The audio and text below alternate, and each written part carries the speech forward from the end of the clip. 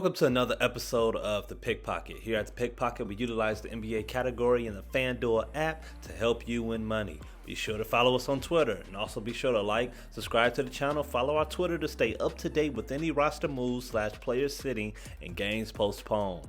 DM us on Twitter for a wild card lineup. Top 5 from tonight's slate by position. At point guard, we got John Wall. Shooting guard, we got Bradley Beal. Small forward, we got RJ Barrett. Power forward, Julius Randle. And at the center position, DeMarcus Cousins. All right, new format. We have decided that we want to try and combine the old format with the new format. We are providing lineups as usual, and we will have analysis. However, we are going to include per position slides. Be sure to read the description next to the icon. These will help you because we are only going through analysis on lineups. All right, and these are the symbols you're going to see throughout this presentation. Feel free to pause, take a picture with your phone so it's easy for you to follow along. And these symbols will definitely do the explaining for every single player that you see these symbols by. All right, for pages like this.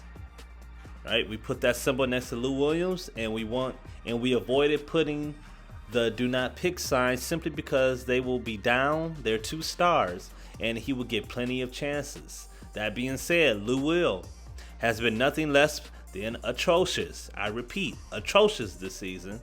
If you followed us lately, we haven't bothered even mentioning him. At 6K, we don't really want to recommend that when your other choices are better.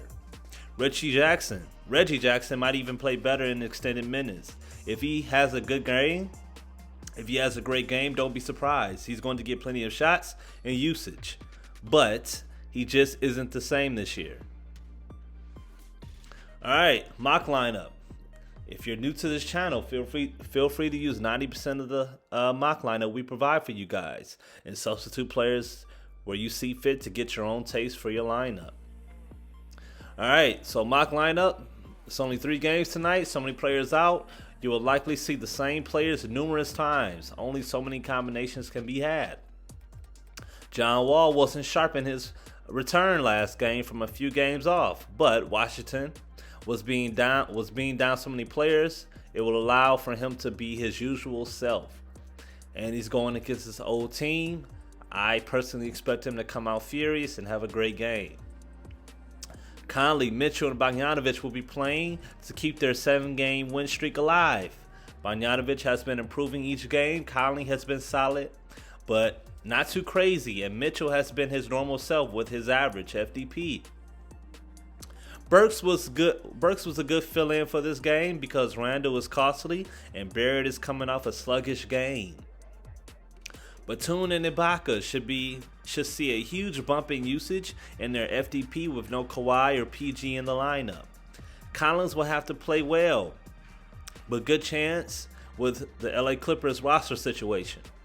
Boogie Cousins or DeMarcus Cousins easily has tonight's best matchup. Washington will be without their starting big man, and Boogie has been balling as of late with Christian Wood out with an injury. You also see that his salary spiked $3K. He now costs $7,200. Crazy. All right, now be sure to look at these symbols. All right, hitter per position lineup. All right, we haven't been too high on Westbrook. His FDP average is high, but his salary was ridiculous at one point. Now he is possibly worth the look. Only costing $9,900 in salary now. Oladipo has performed exceptionally well in Houston, and Bradley Beal isn't exactly a two-way player. Oladipo will score, assist, grab rebounds, and find a few steals here and there. Luke Kennard will see extra minutes with the 2 LA Clipper stars out. RJ Barrett will look to bounce back after such a dreadful performance last game.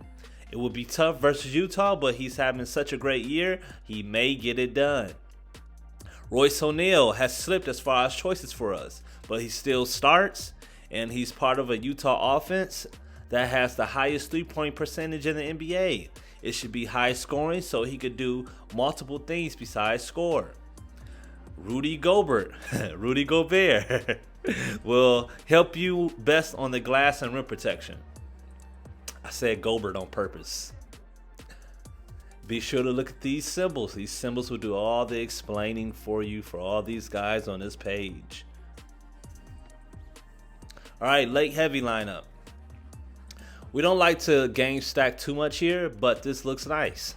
The late game in New York. This late game is New York versus Utah. Conley, Mitchell, Bogdanovic are the Utah players. We win with all perimeter players here in case Rudy Gobert finds himself in foul trouble with Randle. Don't hesitate to swap out Conley for Rudy Gobert and grab a cheaper point guard. What made it more appealing is having Boogie as your center. He should do well early to help you be in the green or close. R.J. Barrett and Julius Randle and Noel makes up your New York players. Noel gets decent minutes and makes the most of it.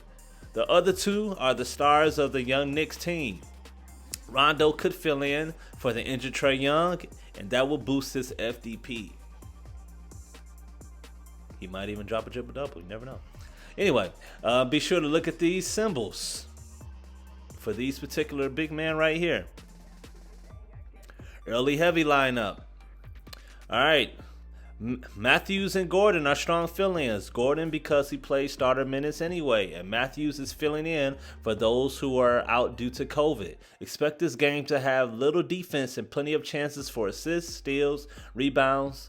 Both teams shoot it crazy. John Collins, Ibaka, and Jackson make up the players in the first game with the Clippers in Atlanta. Ibaka and Jackson will benefit from more minutes and touches, and Collins will need to play on top of his game if they plan to keep it close and end the Clippers streak. All right, be sure to look at these symbols here.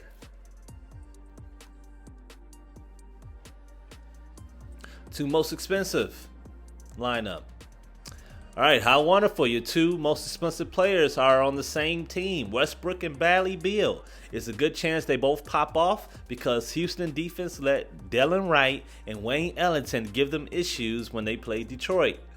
That is awful. Anyway, no new names except Morris here, another player who will benefit from the missing stars on the Clippers. Hunter is also a good piece. Again, he will be looking to make up from a subpar performance. Clippers won't have its two best defenders, as we said before. Player per game lineup. This lineup could be dangerous if Luke Kennard and Matthews play accordingly, meaning they will have plenty of chances and minutes to do well. If they step up and fill in well, this lineup can do really well. Follow our rules by swapping out players you want, but this is probably one of those that will do well without swapping. And this is the last lineup that we will be providing for you guys. Be sure to subscribe to the channel if you haven't subscribed to the channel yet. We need more subs, players. We need more subs. Be sure to subscribe, like, comment on the video if you have any questions. And thank you for choosing another episode of the Pickpocket DFS.